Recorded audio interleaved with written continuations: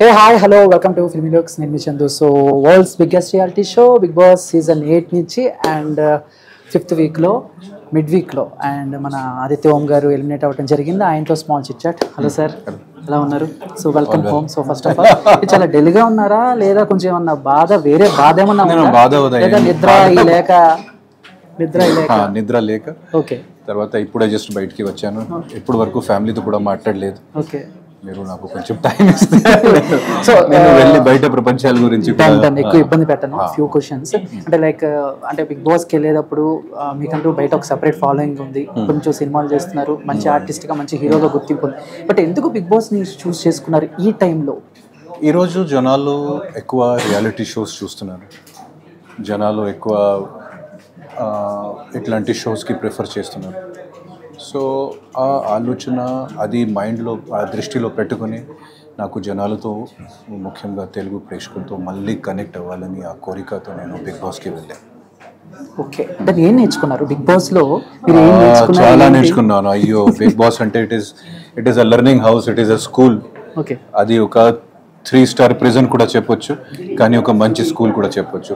So ఇది మాత్రం ఒక రియాలిటీ షో కాదు, ఇది ఒక పర్సనాలిటీ షో, ఇది ఒక లైఫ్ లెర్నింగ్ షో కూడా. ఓకే, సో ఎలా అనిపించింది హౌస్లో వాళ్ళందరినీ చూసినప్పుడు? అంటే మీరు పెరిగిన వాతావరణం కానీ లేదా మీరు తిరిగిన మనుషులు కానీ అంతా వేరువేరుగా ఉంటారు. అంటే హౌస్లోకి వెళ్ళిన తర్వాత ఒక్కొక్కరు ఒక్కొక్క డిఫరెంట్గా ఉంటారు కదా. సో ఎవరు మీకు బాగా కనెక్ట్ అయ్యారు? ఎవరు మీరు దగ్గరికి వెళ్ళినా కూడా మిమ్మల్ని అవాయిడ్ చేసిన పర్సన్స్ ఎవరు ఉన్నారు? నేను స్టార్టింగ్లో ఫస్ట్ వచ్చినప్పుడు మీ అందరికీ తెలుసు, సోనియా గారితో కానీ శేఖర్ భాషా గారితో నాకు కొంచెం కనెక్ట్ అయింది. బేబక్క గారితో కూడా నాకు కొంచెం స్టార్టింగ్ టైంలో కొంచెం కనెక్ట్ అయింది. ఆ తర్వాత నబీల్తో, మణికంఠతో నేను ట్రై చేశాను.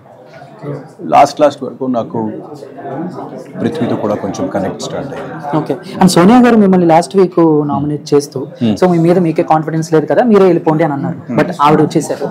సో నేను ఆవిడతో ఇంటర్వ్యూ చేసినప్పుడు కూడా హౌస్లో వీళ్ళు ఎందుకురా బాబు అనిపించిన పర్సన్ ఎవరు ఉన్నారు అని అంటే ఆవిడ మీ పేరు చెప్పారు. సో ఏంటి మీ ఇద్దరికి ఏమన్నా పర్సనల్గా ఏమన్నా చిన్న చిన్న ఇష్యూస్? అక్కడ ఏం జరిగింది అంటే, మనం ఎప్పుడు ఒక పర్సన్తో ఫ్రాంక్గా మాట్లాడినప్పుడు ఆ పర్సన్ మనం ఓపెన్ ఉన్నప్పుడు ఆ పర్సన్ అదే మాటకి పిక్ చేసుకుని అదే మాటకి నామినేషన్లో పెట్టుకుని ఆ మాటకి పెద్దగా చేస్తారు.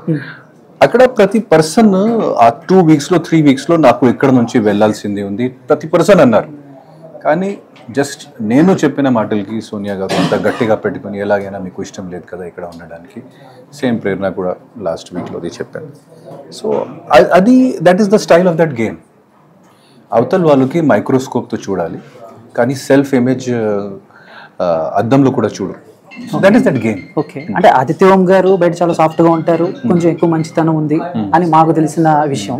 బట్ లాస్ట్ టైం శివాజీ గారు ఎలాగో ఒక ఇంటికి పెద్దగా, అలానే ఈ సీజన్ ఓం ఆదిత్య గారు ఉంటారేమో అనుకున్నాం.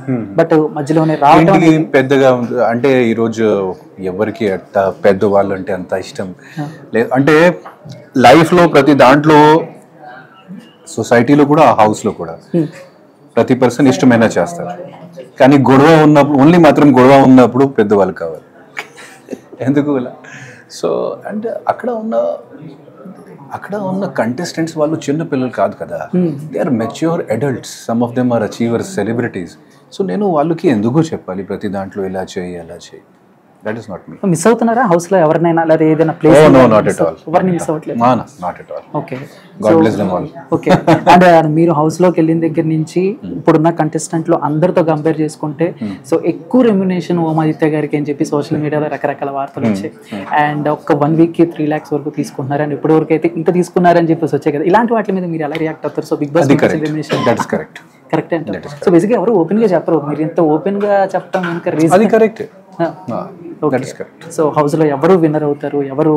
సో దాని గురించి ఏం చెప్తారు మీరు? ఫస్ట్ ఆఫ్ ఆల్ నేను ఆస్ట్రాలజర్ కానీ అదే అట్లాంటి ఏం లేదు, కానీ నాకు ఏమనిపిస్తుంది బయట జనాలకి కూడా చూస్తే, నేను జస్ట్ ఒక లాస్ట్ 1 అవర్లో కొన్ని యూట్యూబ్ వీడియోస్, లాస్ట్ 2 అవర్స్లో కొన్ని యూట్యూబ్ వీడియోస్ కానీ ఇది చూశాను. ఓకే, నాకు ఏమనిపిస్తుంది, ఇది నబీల్ అండ్ మణికంఠ హౌస్లో మిమ్మల్ని బాధ పెట్టిన మనిషి కానీ లేదా దీనివల్ల నేను బాగా హర్ట్ అయ్యాను, ఎవరికి తెలియకుండా నేనే బాధపడ్డాను అనే సిచ్యువేషన్ కానీ ఏమైనా ఉందా? ఇప్పుడు గుర్తురాదు. ఇప్పుడు మేబీ ఒక డే తర్వాత. ఇన్ని వీక్స్ మిమ్మల్ని సేవ్ చేస్తూ వచ్చిన ఆడియన్స్కి ఏం చెప్తారు? ఆడియన్స్కి heartfelt thanks and gratitude. And ఇది నేను మర్చిపోను లైఫ్ లాంగ్ ఆడియన్స్ ఇచ్చిన support and thank you so much. Thank you so much. Thank you. One pick.